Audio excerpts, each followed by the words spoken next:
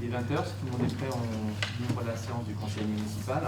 Alors nous allons commencer par procéder à l'installation de Madame Anaïs Roy, ici présente, puisque M. Edgar Massier a présidé cette émission en début de mois, donc sa délégation lui a été retirée.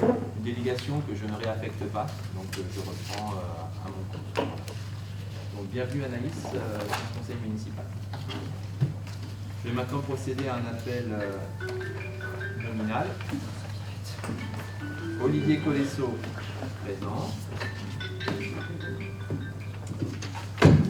Catherine Ribaille a donné le pouvoir à Michel Romagnac. Laurent Direz, présent.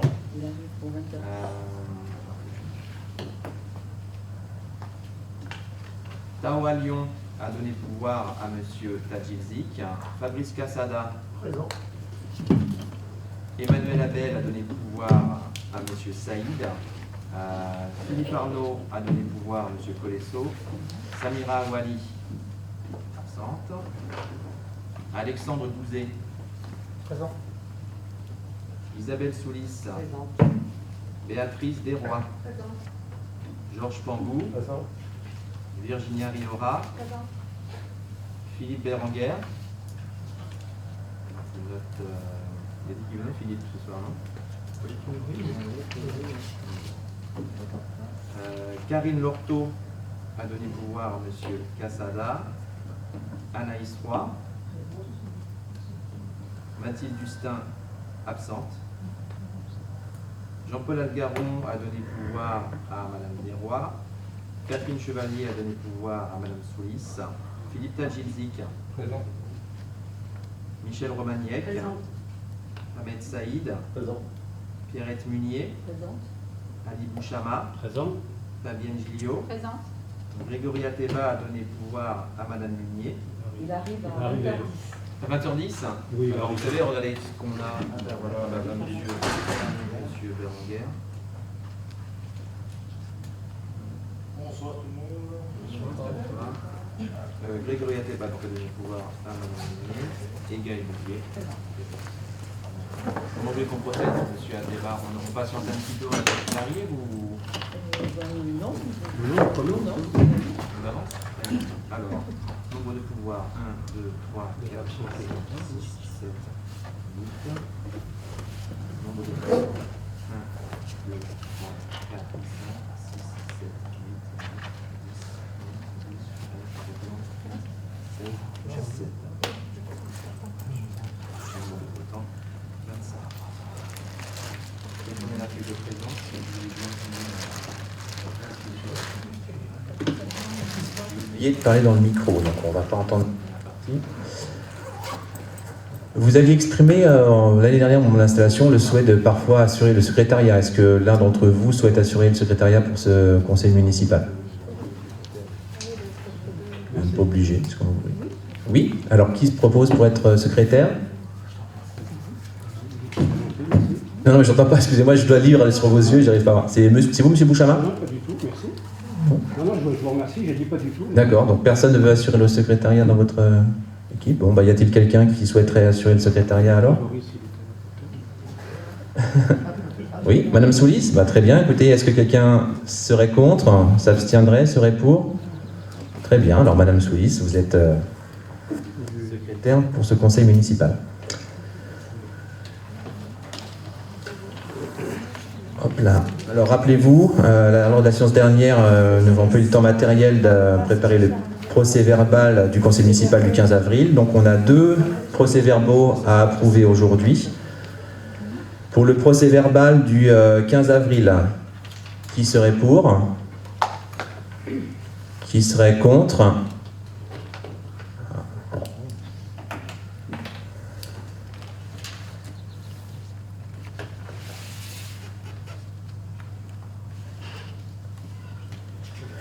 Pour le procès-verbal du conseil du 31 mai, qui serait pour?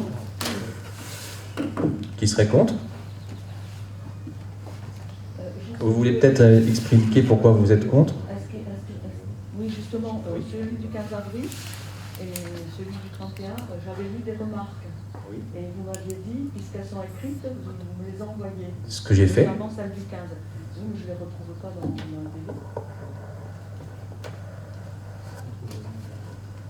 Celui au moment du conseil, au moment de la discussion budgétaire, si. Il y avait le vote du budget. Oui. Moi, j'ai juste vu une phrase. Alors, j'ai fait un copier-coller, j'ai rajouté derrière les commentaires que nous avions fait à vos propres commentaires. Si vous voulez bien, on regardera en fin de séance voilà. Bon, moi je les vois, mais bon. On regarde ensemble après. Donc je fais tourner, si vous voulez bien signer. Alors, du fait de la démission de M. Edgar Massia, il y a un poste vacant à la commission des appels d'offres. Je propose que Mme Anaïs Roy M. Massia, qui serait pour? Ok, qui serait contre? Qui s'abstiendrait? Merci.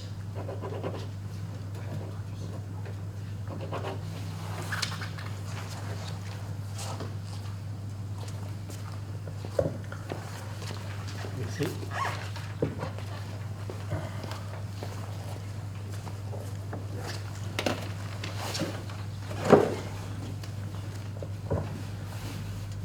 On avance dans l'ordre du jour. Baptême de la place Gérard Guillaume. Donc, comme évoqué en commission d'urbanisme, à ce propos, vous avez trouvé, chacun d'entre vous, à votre place, le compte-rendu de la dernière commission d'urbanisme et derrière agrafé de la commission finance. Donc, comme vu pendant la dernière commission urbanisme, il est proposé de nommer la place qui se trouve devant l'hôtel Dali, entre le futur hôtel Dali et le boulevard de la Plaine, du nom du maire honoraire de Chanteloup-en-Brie, Gérard Guillaume, qui était maire de Chanteloup pendant 30 ans et qui a beaucoup contribué à son rayonnement et son dynamisme. Oui, monsieur Berenguer? Tu en as un autre? Un autre de quoi? Oui, prends-le si tu veux, il n'y a pas de problème, j'en ai autant que tu veux. Très bien. Donc, qui serait pour cette proposition de nommer la place Gérard Guillaume? Alors là, il faut que je compte. 1, 2, 3. Oui, on va faire à l'envers. Alors, qui serait contre? Qui s'abstiendrait? Donc, on a du coup 4... Monsieur Ateba... on sait... 3 abstentions. Et Monsieur Ateba vote pour. Ça marche. Alors, est-ce que je peux dire quelque Oui, oui, tout à fait, absolument. Vous avez un micro devant vous, Madame Lunier.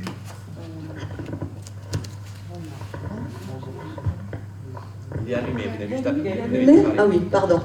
Alors, je trouve très bien d'honorer Gérard Guillaume qui a largement contribué, a même contribué en réalité jusqu'à présent pratiquement à l'élaboration du village. Mais je trouve que cette place lui convient pas du tout. Il n'a, par contre, s'il a été à l'origine de la ZAC, il n'a rien, tous ces coins-là lui sont, je dirais, indifférents. Il n'a participé à rien dans l'évolution de cette partie du village. Par contre, ça aurait été très intéressant de nommer la halle des rencontres dessous Gérard Guillaume, parce que c'est vraiment son bébé. Ça le représente entièrement. Il s'est battu pour comment déménager cette halle depuis la ferme, comment la financer, etc. Il s'en est occupé pendant plusieurs années pour arriver à ça. Et je trouve que c'est dommage que ce ne soit pas ça qui prit son... Alors bien sûr, vous lui avez proposé, il n'allait pas vous dire je veux ça, c'est normal. Donc il a été d'accord pour cette placette, mais en plus je pense que ça sera toujours la place de l'hôtel Dali. C'est tellement facile, il y a le nom partout, voilà. Donc je trouve que c'est dommage. C'est pour ça que je m'abstiens, moi. Très bien. Et Bon. ensuite, je voulais juste faire, puisque une petite histoire de cet hôtel, c'est Ali Bouchama qui a présenté au maire Marcel Moulès les frères Dali pour faire l'hôtel et les Isturiales. Parce que les Pamarnes ne voulaient pas d'hôtel. Ça ne marchera jamais, il ne faut pas en faire, ils voulaient faire du logement là. Donc nous on s'est battus et Ali Bouchama nous a présenté, et puis ils ont fait un superbe hôtel qui je pense marchera parce qu'il est de très haute qualité, avec Disney et les étrangers ça marchera. Voilà, et les Isturiales qui marchent très bien. Voilà. Très bien. Alors, vos tout à fait recevable. Moi, en fait, j'avais la logique inverse. C'est justement parce que Champlan-Brie est une ville qui, aujourd'hui, est composée principalement de personnes qui n'ont pas de mémoire historique. Je crois que de 60% à peu près de la population est à Chanteloup depuis moins de 8 ans. Donc il me semblait important justement d'identifier ces quartiers nouveaux qui n'ont absolument pas ni la connaissance de qui était Gérard Villaume ni de son œuvre, de mettre son nom dans cette partie de Chanteloup de telle sorte qu'il soit un personnage un peu transversal entre tous les quartiers. Quant à la petitesse de la place, il faut se projeter un petit peu, c'est quand même à terme une entrée de ville qui sera très belle, assez spectaculaire, qui aura des prolongements jusque vers la Cueillette et qui en plus est le terme de la rue de la Ferme du Pavillon qui a vocation à une vraie centralité pour notre ville. Donc c'est une façon, à notre avis, de mettre Gérard Villaume au cœur de la nouvelle centralité de Champlan-Brie. Nous avons chacun nos arguments, en tout cas on les a entendus, c'est l'essentiel. Nous passons ensuite à une délibération concernant l'exercice de droit de préemption urbaine. Donc, comme pour le conseil municipal précédent, je vous rappelle que la délégation donnée au maire pour exercer cette prérogative est limitée à 500 000 €. Donc, tous les biens dont la valeur de transaction est inférieure à 500 000 € peuvent faire l'objet d'une décision de non-préemption par le maire sans en référer au conseil municipal. Nous avons ce mois-ci reçu une déclaration d'intention d'aliéner pour un bien d'une valeur supérieure à 500 000 € que nous avons présenté en commission urbanisme et comme pour lors du dernier conseil, on demande au conseil municipal de délibérer afin de décider si on doit ou non procéder à cette préemption. Voilà. Donc, nous proposons au conseil de ne pas préempter ce bien. Donc, qui serait d'accord pour ne pas préempter ? Voilà, merci. Qui s'abstiendrait? Qui serait contre? Très bien. Sauf erreur de ma part. Prenez le micro, monsieur Bouchama. Non, mais je crois que vous avez sauté le point 6. Non, là, Si, vous l'avez fait. Oui, oui. En premier. 20h12. Gérard Villaume, on a voté. Mais on a fait aussi. Il y a bien monsieur Ateba, il est 20h12. Vous n'avez pas raté grand-chose. Excusez-moi. Non, il vous est tout excusé. Du coup, monsieur Bouchama, je n'ai pas suivi. Qu'avons-nous raté? Autant pour moi, il me semblait qu'on avait sauté le point 6. Ça marche.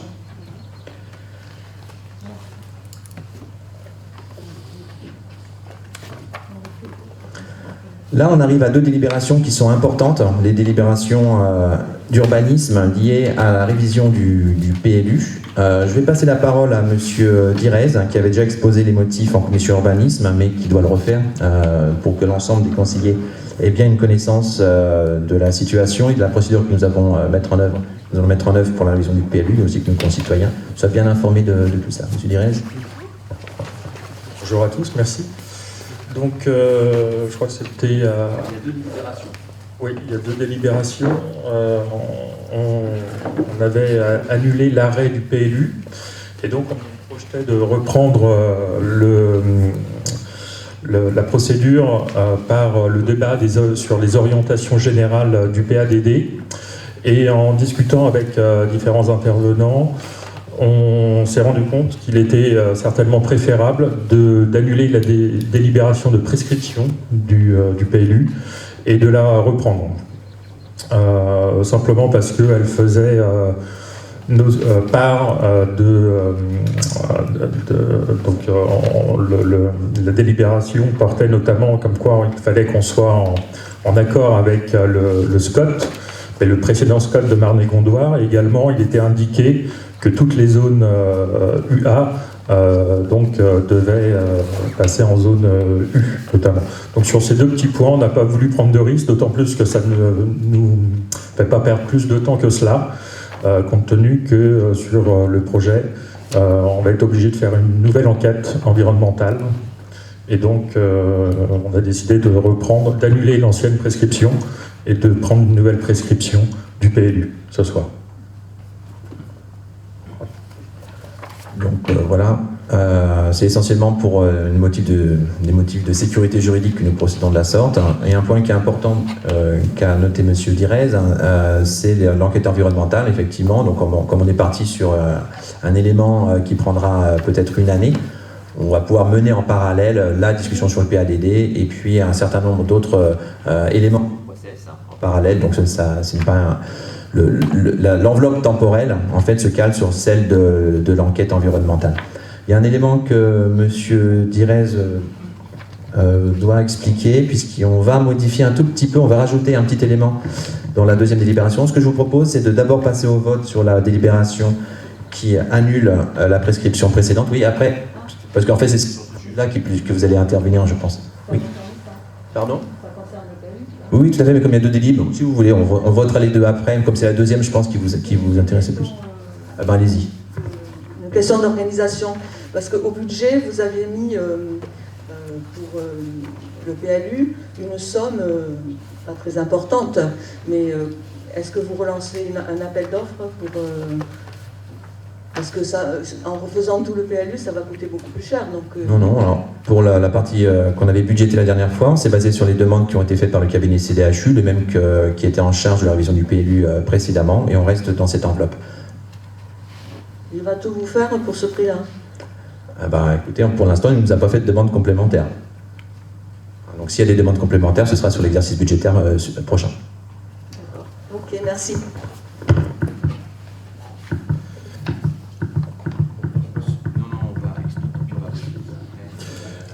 Oui, il y a juste un petit point qu'on va modifier. Au niveau de maîtriser l'urbanisation en affinant les zonages et les règlements des zones U actuelles, sur la délibération de prescription. Excusez-moi, je vois rien. On va ajouter, étudier donc la création de STECAL. Le deuxième point, après décider. Donc, le STECAL, c'est un secteur de taille et de capacité d'accueil limitée qui permet notamment d'accompagner le projet de développement au château de Fontenay.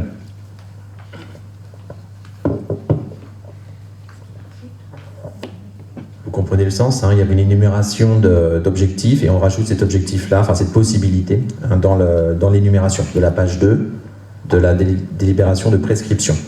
Hein, il y a une énumération, donc maîtriser l'urbanisation en affinant les zonages et les règlements des zones U actuelles, centre-bourg, zone pavillonnaire, zone d'activité, STECAL. Vous pouvez nous renvoyer une délibération? Oui, de toute façon, c'est un projet de délibération. On va corriger? Oui. Donc, je vous propose de passer au vote. Donc, nous avons deux délibérations à passer. La première, donc, s'il te plaît, Laurent, la première, donc, qui annule la prescription précédente. Donc, qui serait pour? Qui serait contre? Merci.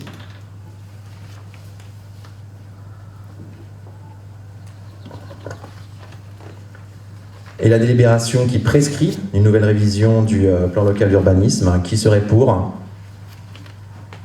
Qui serait contre? Merci.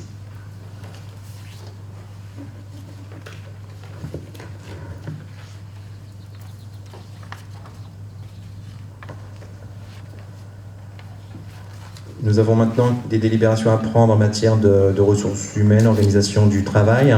Je vais passer la parole à M. Cassada qui va nous expliquer les motifs à propos de la délibération portant sur la modification du règlement intérieur des services péri et extrascolaires. Bonsoir. Tout simplement, nous avions dans nos projets déjà... plus comme ça, d'accord. Dans nos projets déjà à l'origine, en tant que parents et utilisateurs des services périscolaires, l'ouverture du centre le matin 7h30 ne nous convenait pas. On avait pu constater que nos voisins, les villes voisines, ouvraient à 7h. Donc nous avons fait quelque chose d'assez simple et démocratique. Nous avons lancé une question toute bête sur l'application Loopy Family. Nous avons eu plus de 700 réponses à cette question et à 75%, les parents approuvent le fait d'ouvrir le centre à 7h le matin au lieu de 7h30. Ce à quoi nous allons accéder, donc nous avons modifié les horaires de travail des animateurs en conséquence et nous avons déjà communiqué auprès des parents comme quoi dès la rentrée, le centre ouvrira le matin à 7h. Donc ça nécessite en outre de modifier le règlement intérieur, d'où la délibération. Monsieur Ateba ? Le règlement ne compte que sur ces horaires d'ouverture? La modification du règlement ne porte que sur ce point, M. Casala? Oui, tout à fait. Ouais. Oui, Oui, enfin moi j'ai vu les petits changements par rapport au règlement de l'année dernière. Déjà, concernant donc les horaires, effectivement, donc c'est jusqu'à 19h. Non, c'est à partir de 7h du matin. 7h du jusqu'à matin. 19h, comme Jusqu'à avant, ça, 19h. on n'y a pas touché le soir. Mais donc, j'entends bien, mais 7h, 19h, c'est quand même des grosses amplitudes horaires. J'entends bien que les parents, certaines familles soient demandeuses, mais il y en a qui peuvent demander 6h, il y en a qui peuvent demander jusqu'à 20h aussi. Donc est-ce qu'on fait... Enfin, moi je trouve que 7h c'est quand même beaucoup. Pour des enfants, 7h, je ne dis pas qu'il y en aura beaucoup. Je ne souhaite pas pour le bien-être des enfants. Je pense qu'entre 7h30, il y avait combien d'enfants à peu près à 7h30 qui venaient? Ce qu'il faut bien comprendre, c'est que quand on ouvre par exemple le Loupio à 7h30, l'ouverture des portes de l'école se fait à 8h05, ce qui fait un tarif assez important pour au maximum 35 minutes de garde. En ouvrant à 7h, et on a reçu quelques demandes quand même de parents à ce sujet-là, en ouvrant à 7h, ils sont plus susceptibles de confier les parents et d'avoir l'impression quelque part de ne pas gaspiller leur argent en payant pour 1 heure de garde. Après, nous constaterons effectivement au fil de l'année si c'est pertinent ou non. Mais clairement, les parents nous le demandent, on accède à ce vœu. Après, on constatera si effectivement c'est valide ou pas et si on pérennise ou pas.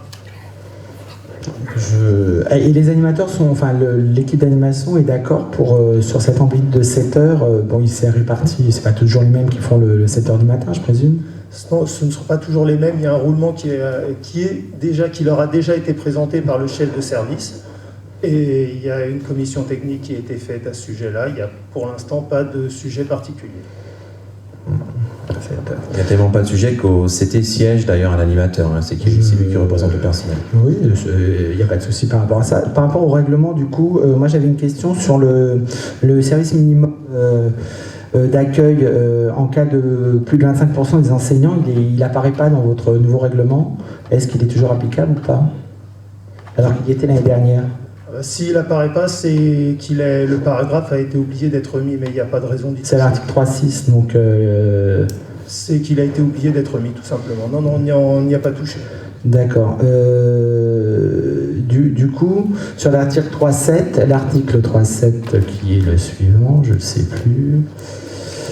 L'article 3.7, l'absence des enseignants. Si la famille souhaite garder son enfant, la municipalité ne facture pas la première journée. Dans l'ancien règlement, c'était le contraire. Donc du coup, quel est le motif de ce changement?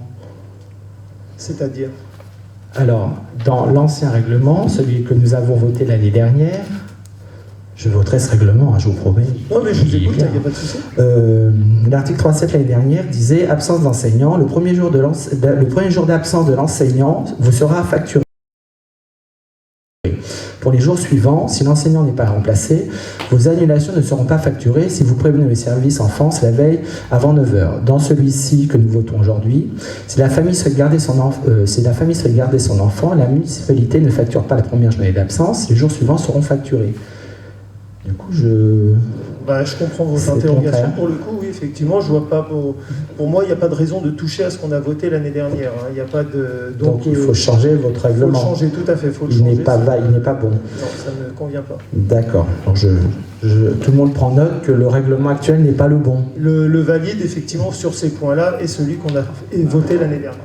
Je vais attirer votre attention quand même. Parce que là, on va passer le règlement intérieur au vote. Donc, si tout le monde est d'accord pour le modifier à la marge, comme M. Ateba le soulève, il n'y a aucun problème. Hein, c'est l'Assemblée qui est souveraine pour en décider, mais il faut être bien clair. Hein, donc, vous suivez M. Ateba sur les modifications qu'il... Les articles 3.7, l'article 3.6 et l'article 3.7. Vous avez eu des changements par rapport à l'année dernière.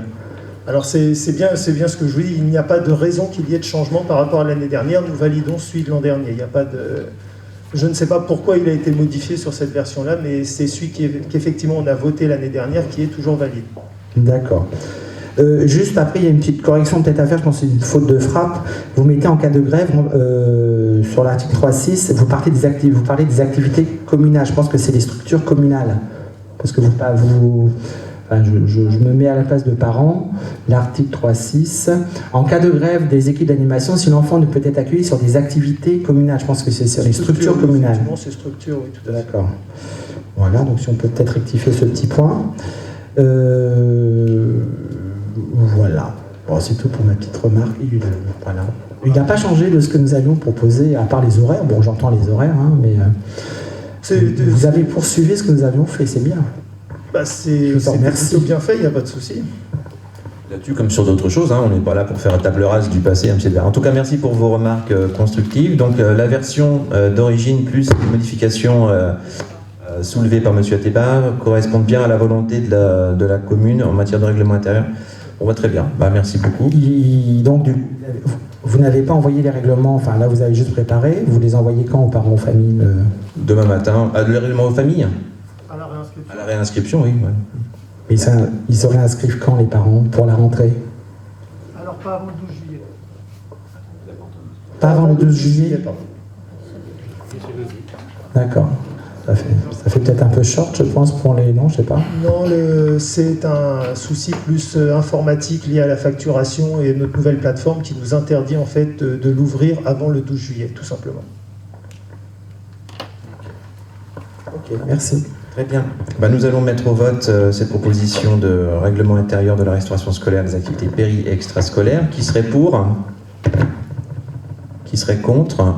Qui s'abstiendrait? Merci.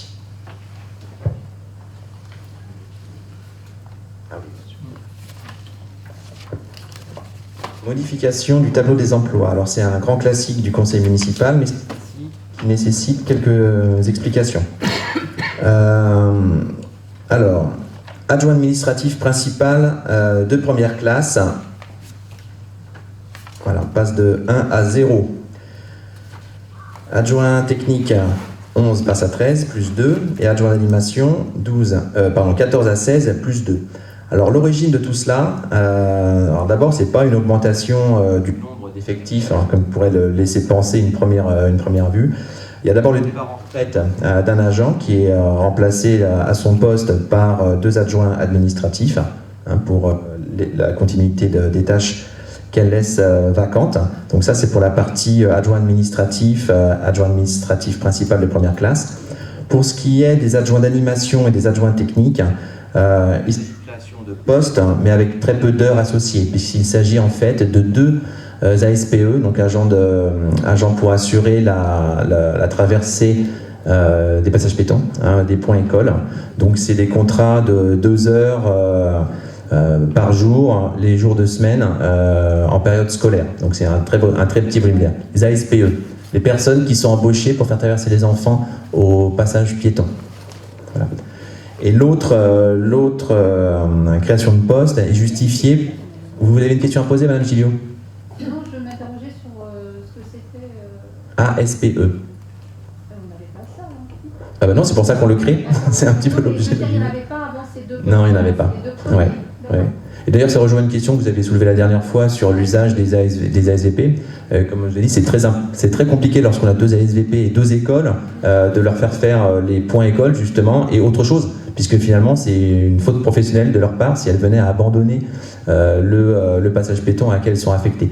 Donc, en les déchargeant de cette tâche, qui n'est quand même pas une tâche de sécurité très importante, elles pourront reprendre la maraude en quelque sorte autour des écoles pendant que d'autres assurent la traversée des points écoles. Donc je pense que ça va dans le sens de votre intervention. Absolument. Oui, tout à fait. Il faut savoir que lorsqu'une ASVP était un passage piéton et qu'elle constatait une infraction, il lui était interdit de quitter son poste. Donc c'était en fait de la main-d'œuvre mal employée quand on y pense, parce que faire traverser les enfants, en fait, ça peut être assuré par beaucoup de personnes. Il y aura une formation, il y aura des éléments de reconnaissance visuelle, ça c'est encadré. Mais voilà, donc je pense que c'est quelque chose qui me satisfaire. J'étais en train de parler des 2 autres postes. Il s'agit pour le personnel d'animation d'assurer des prestations pendant le temps du repas, notamment en ce qui concerne, vous savez, tous les programmes sur la bonne alimentation, le gâchis alimentaire, etc. Donc, encore une fois, ce sont des postes qui représentent très peu d'heures, puisque c'est d'abord que pendant la période scolaire, les jours de cantine, et de tête, c'est 4 heures par semaine par école. Voilà, donc c'est quand même pas grand-chose. Voilà. Donc, pour la modification du tableau des emplois, qui est pour? Qui est contre? Et qui s'abstient? Ça.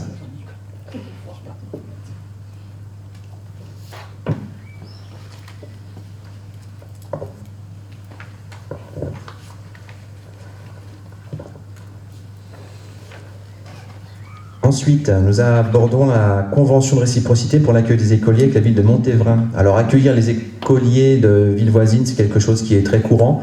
Ça se fait en général ça se fait via une convention qui peut être sans compensation financière ou avec. Alors, compensation financière, ça veut dire que la commune qui reçoit facture à la commune qui émet le coût de l'enfant et inversement. Lorsqu'il n'y a pas de compensation financière, eh bien, la commune accepte de prendre les enfants des communes voisines et inversement. C'est le modèle que moi je privilégie, ce n'est pas celui qui est soutenu par l'ensemble des maires du territoire. Bussy-Saint-Georges, par exemple, ne veut pas faire de convention sans participation financière. Voilà. Pour Montévrain, on est dans une situation un petit peu intermédiaire. C'est le service enfance de Montévrain qui nous a approchés. J'ai dit qu'il n'était pas question pour moi de signer des conventions avec participation financière. J'en fais une affaire de principe. On a trouvé un terrain d'entente en fait assez facilement pour cette année, puisqu'il se trouve que pour la rentrée 2021, il y a 2 enfants de Chanteloup qui vont à Montévrain et 2 enfants de Montévrain qui viennent à Chanteloup. Donc comme on est un équilibre, on peut mettre un peu sous le tapis la question de la compensation financière, étant entendu que nous sommes mis d'accord avec la municipalité de Montévrain pour que lors de la révision de cette convention, l'accueil se fasse sans participation financière. Voilà. Y a-t-il des questions sur cette proposition? Non? Bon, nous allons mettre au vote. Qui serait pour? Qui serait contre? Qui s'abstiendrait? 5 abstentions, merci.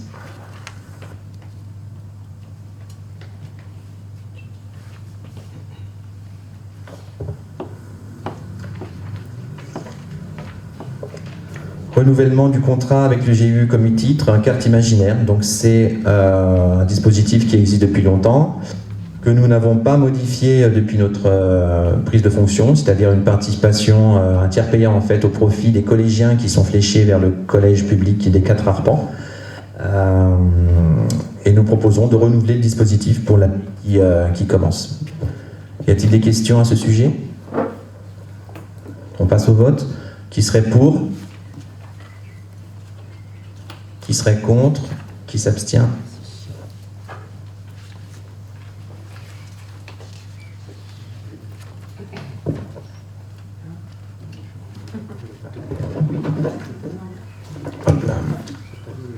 Finance.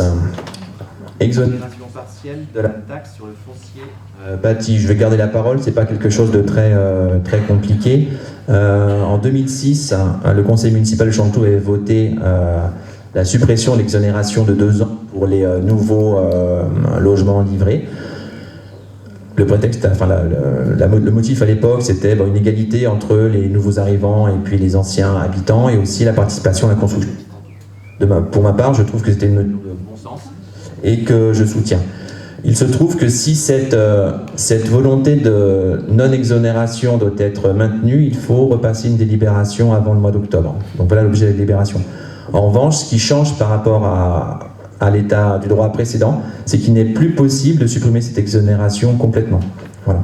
Donc notre conseil doit premièrement décider si on doit décider de supprimer cette exonération, et si oui, dans quelle mesure. Donc nous proposons le format en fait minimal, celui qui se rapproche le plus de ce qui était notre situation précédente, et de en fait ne conserver que 40%, c'est ça, du foncier. Bon, c'est pas une grande perte malgré tout pour notre commune, parce que d'abord ça ne concerne que les nouveaux logements livrés pour 2 ans, et puis beaucoup de logements livrés en ce moment sur Chanteloup, vous m'entendez, et bien des logements sociaux qui de toute façon sont exonérés de foncier. Donc voilà. Mais malgré tout, nous devons prendre une délibération. Y a-t-il des questions sur ce dispositif? Non, donc on va le mettre au vote. Qui serait pour? Qui serait contre? Qui s'abstiendrait? Merci.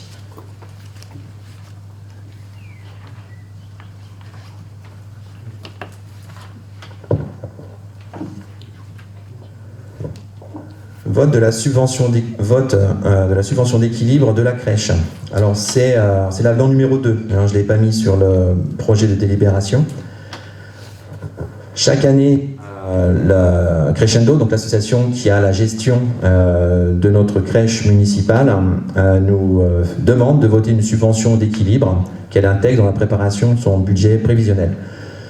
Ça, c'est un dispositif qui ne permet pas d'avoir une visibilité d'une année sur l'autre sur le montant de la subvention, puisque ça dépend complètement du résultat que la crèche réalise, puisque le résultat de l'année est reversé à l'exercice suivant, ce qui fait que quand on regarde l'historique... Excusez-moi, ça faisait un retour. Ah, c'est pour ça? Très bien. Donc en fait, quand on regarde l'historique des subventions votées, c'était un petit peu les yo-yo, et ça pouvait aller être quand même très très cher. Ce que j'ai demandé à mes collègues élus à l'enfance, c'est de caper cette subvention et de demander, d'exiger que Crescendo construise son budget prévisionnel sur une subvention déjà entre... J'ai mis ce niveau à 120 000. Pour mémoire, l'année dernière, on avait voté une subvention d'un peu plus de 140 000 euros. Et par ailleurs, je leur ai demandé de travailler sur un format de crèche qui n'intègre pas du personnel municipal pour la surveillance des enfants. Ça me posait un double problème. D'abord, un problème financier d'organisation du travail. Et puis, secondement, un problème de droit, parce que les personnes qui étaient déléguées n'étaient pas forcément habilitées à surveiller des enfants en bas âge.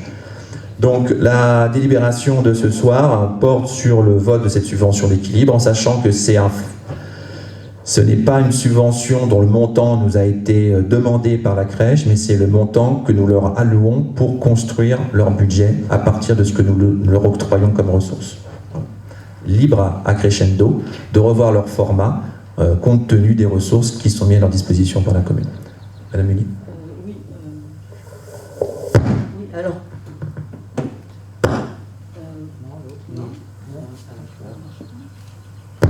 Oui, donc ça modifie la convention avec eux, il faut la modifier, on la revote. Parce que dans la convention, il y a bien écrit qu'ils présentent leur CA et avec le BP, on fait... Alors, vous lirez la convention, il est écrit « sauf accord des deux parties », ce qui est le cas. Oui, mais bon, on n'a pas de document d'ailleurs. Vous ne nous avez pas fourni leurs résultats de 2020. Et du coup, on ne peut pas voter ce changement d'attribution de subvention sans modifier la convention. Je suis désolée. Alors, la possibilité le schéma que l'on propose ce soir est une option de la convention. Il est dit, vous savez, le mécanisme résultat, reprise de résultat, subvention d'équilibre, il est écrit ensuite, sauf... Non, mais il nous faut alors une nouvelle convention avec tout ça changé dedans. Il n'y a pas besoin d'une nouvelle convention, puisque cette possibilité était ouverte par la convention qui a été signée. Bon, c'est votre point de vue. Et ensuite, je voulais juste vous préciser que ce n'est pas une crèche, c'est une halte garderie. On n'est pas aux normes pour faire une crèche. Attention, le terme que vous employez. Moi, Très bien, il n'y a pas de problème. On va halte garderie si vous voulez. Bon, je vois quand même crèche. Je crois que dans l'esprit de tout le monde, crèche, c'est comme ça qu'on la désigne, et ça permet au moins de tenir un langage clair. On a toujours appelé halte garderie, jamais crèche. Qui serait pour cette subvention de 120 000 euros? Qui serait contre? Qui s'abstient? Merci.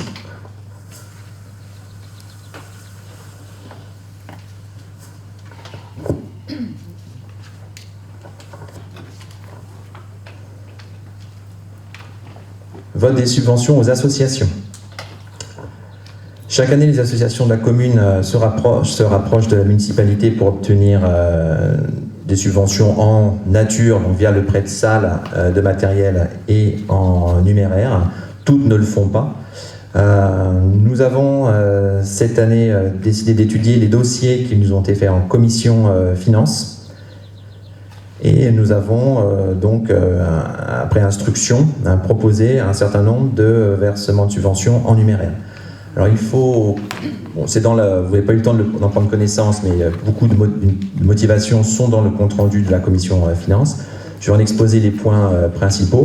Tout d'abord, on ne subventionne pas les associations qui ne demandent pas de subvention, ça paraît évident, mais c'est bien de le rappeler. Ensuite, il y a des associations qui sont riches, donc il n'est pas nécessaire d'abonder plus que cela à leur budget. L'objet d'une association, ce n'est pas de thésauriser. Ensuite, il y a des associations qui nous ont fait des demandes d'équipement qui étaient intéressantes.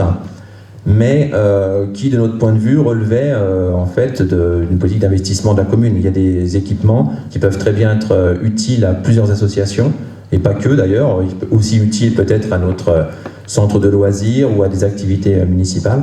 C'est pourquoi nous n'avons pas retenu les demandes qui servaient à acheter du matériel qui pouvait avoir un intérêt au-delà de l'association proprement dite.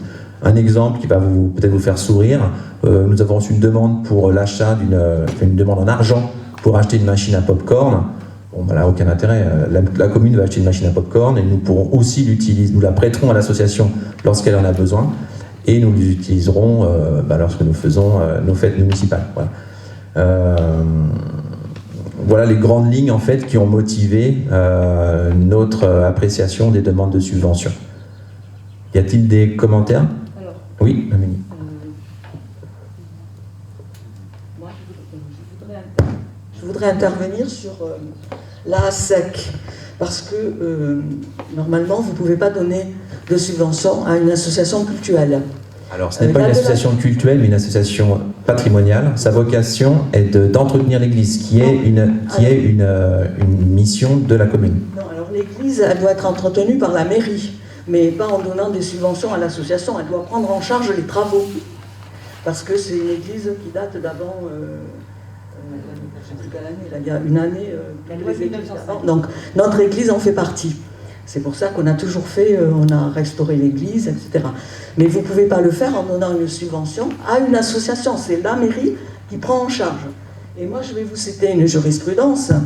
Dans l'article L21-29, le point 49, le juge a été amené sur le fondement de l'article 19 de la loi du 9 décembre 1905 concernant la séparation des églises et de l'État à sanctionner l'octroi d'une subvention à une association ayant une activité cultuelle, même si cette association exerce d'autres activités.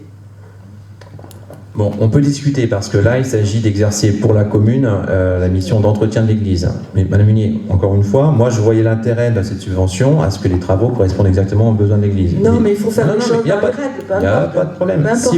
Si vous voulez, on supprime cette ligne dans la délibération et puis nous dépenserons les 450 € tout seul pour réparer l'église. C'est le sens de votre intervention. Tout à fait. Alors on fait comme ça. Donc la première ligne, ASEC, une subvention de 450 € est supprimée de la délibération. Y a-t-il des commentaires à faire sur d'autres points? Prenez le micro s'il vous plaît, Mme Ville.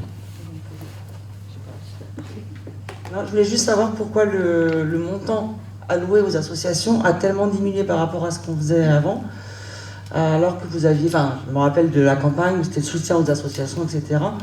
Là, il y a 2400, avant on avait une enveloppe de 7400, je voudrais savoir pourquoi. Très bonne question. Alors effectivement, le soutien aux associations, ou le soutien à qui que ce soit dans la vie, il n'y a pas que l'argent dans la vie.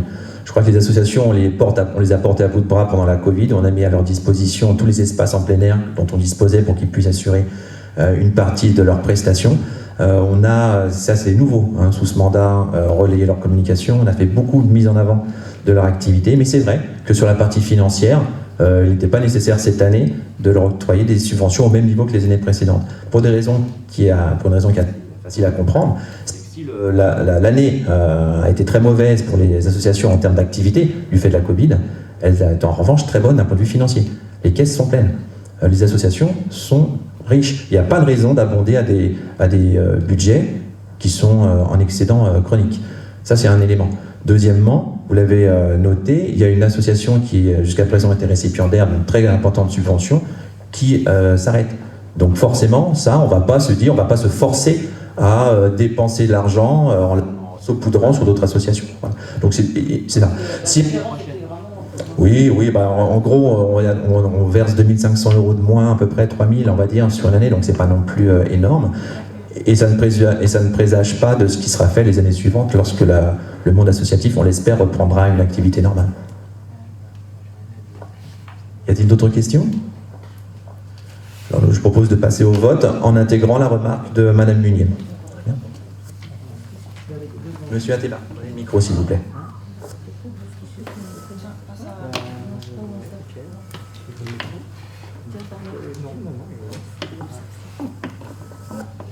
On vote alors? On vote? Qui serait pour? Qui serait contre? Qui s'abstient? 5 abstentions.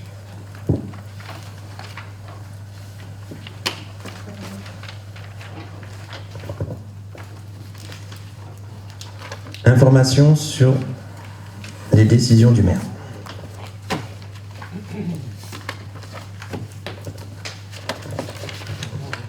On va commencer par les décisions de non-préemption urbaine, puisque tout à l'heure nous nous sommes exprimés sur l'une d'elles. Donc deux transactions qui font moins de 500 000 €, donc pour lesquelles j'ai décidé de non préempter. Vous avez les références de la déclaration d'aliéné, la référence cadastrale, non c'est dans la délibération, et puis l'adresse. Donc je pense que vous avez tous les éléments. Pour ce qui est des décisions du maire, alors convention bout de chou, elle manquait à la dernière fois, donc c'est une convention qui met à disposition d'une association d'assistantes maternelles un local situé dans la ferme du Pavillon.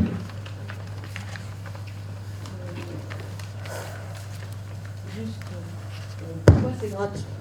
Pourquoi c'est gratuit? C'est une association qui rassemble des salariés, du privé. Pourquoi on prête gratuitement? Le dojo, Chanteloup, l'ASC avec des salariés, on leur prêtait gratuitement. Non, mais c'est pas la même chose. C'est des salariés. C'est les mêmes types de salariés. Moi, pour avoir fait des fiches de paie, je peux vous assurer que c'est des vrais salariés. Le dojo, ils étaient salariés par l'association. Là, ils sont salariés par les parents, pas par l'association. Alors d'abord, ils sont pas. Je ne connais pas exactement leur convention parce qu'il y a plusieurs statuts. Donc, c'est pas normal qu'ils utilisent l'espace public gratuitement alors que c'est une association privée avec des salariés privés. L'association est une association et ça offre un vrai service aux parents qui confient leurs enfants à ces assistantes maternelles. Ça leur permet de se sociabiliser. Je vois vraiment que des avantages à faire ça. Puis bon, il faudra faire attention parce que dans les membres du bureau de cette association, il y a quand même la compagne d'un adjoint. Voilà. Vous savez, c'est comme un petit village, enfin une petite ville, Chanteloup. On est vite quand même en contact, en relation avec l'un ou l'autre aspect de la vie économique ou sociale ou associative. En tout cas, pour ma part, je ne vois que les avantages à confier ce local à l'association. D'ailleurs, si d'autres associations d'assistantes maternelles, etc., il est tout à fait loisible de signer des conventions avec d'autres.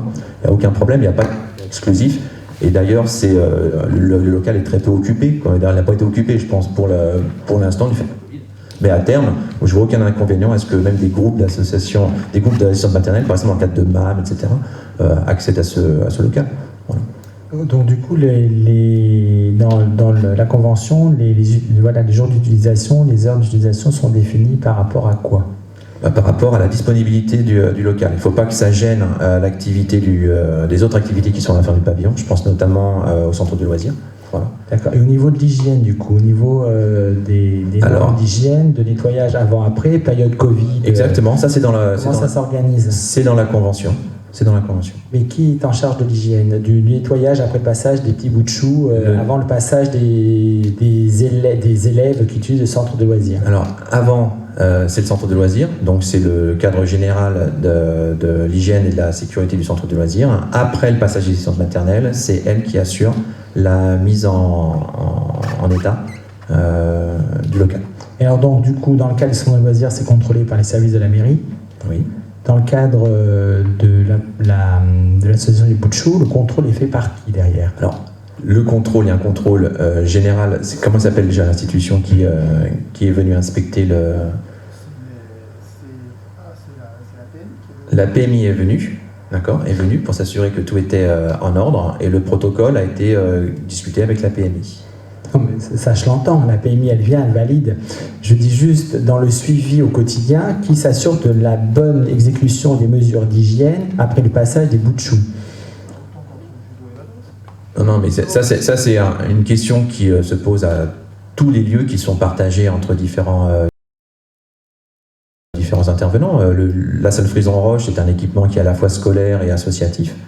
Bon, tout ça se passe en bonne intelligence. Je vois pas trop où est le problème.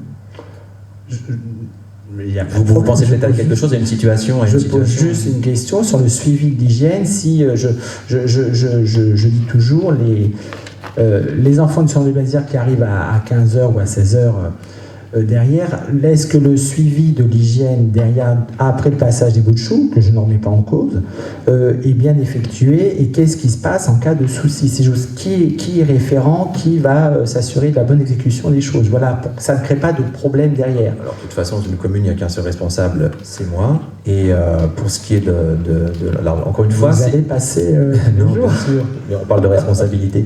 Quoi que ça m'arrive de faire un peu le ménage quand même à Chanteloup-en-Brie. En fait, comme on l'a dit, c'est une convention qui est passée, d'accord, qui n'a pas encore été mise en œuvre. Donc moi, je ne pense pas qu'il y ait de gros problèmes, puisque tout le monde a la volonté de travailler ensemble autour de ce local. Il y a l'aval de la PMI, donc moi c'était ma seule exigence en termes d'hygiène et de sécurité des enfants. Partant de là, je suis sûr qu'il n'y aura aucun problème pour que les différents intervenants cohabitent convenablement. Et puis s'il y a des problèmes, je ferai les arbitrages. Mais après, c'est de l'autre côté aussi, les élémentaires, des fois, ce sont des élémentaires, peuvent laisser des objets ou des choses qui peuvent traîner par terre. Et même si le ménage est fait correctement, on peut avoir des oublis, hein, ça, il ne faut pas en mettre la cause sur quiconque, mais c'est vrai qu'un petit qui peut aller attraper quelque chose derrière, voilà, c'est juste une question de suivi. D'une manière très générale, les enfants restent sous la responsabilité de leurs assistantes maternelles. Hein, donc. Si je peux me permettre, l'association Les Bouts de Chou n'utilisera uniquement une salle qui est réservée aux maternelles. Et pas les salles. Oui, mais les 3 ans, 6 ans peuvent utiliser des choses que les 18 mois, 2 ans n'utilisent pas non plus. Pas selon la PMI. La PMI a les mêmes règles de ce qu'elle nous a exprimé. Il n'y a pas de souci donc, qui est présent dans la salle maternelle pour que les petits de moins de 3 ans puissent y accéder. On pourrait avoir le retour de la PMI, le PV de la PMI dessus? Bien sûr, oui, vous pourrez. Merci.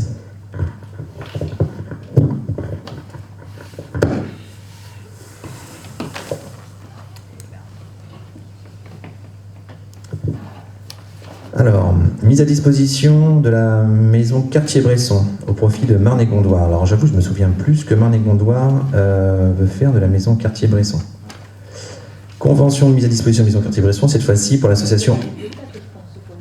Oui, ça va être le renouvellement de la convention de bibliothèque, oui, vous avez raison.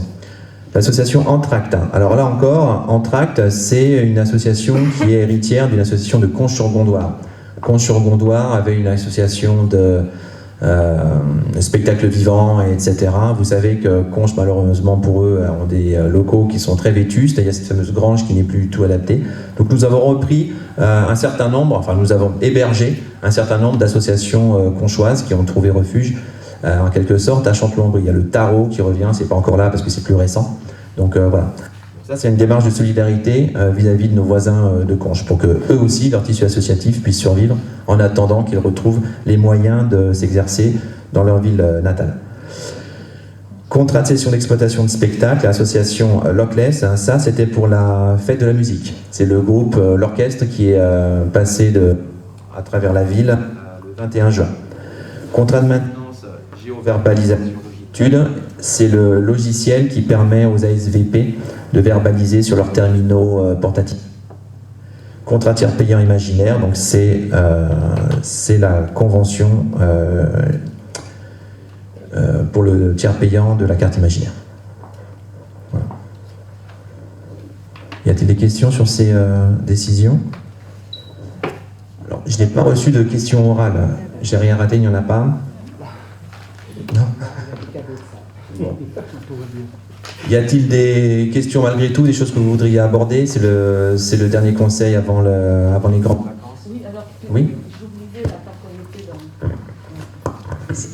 tant qu'on était dans les conventions, on n'a pas vu passer la convention pour les tennis avec l'association de Bussy.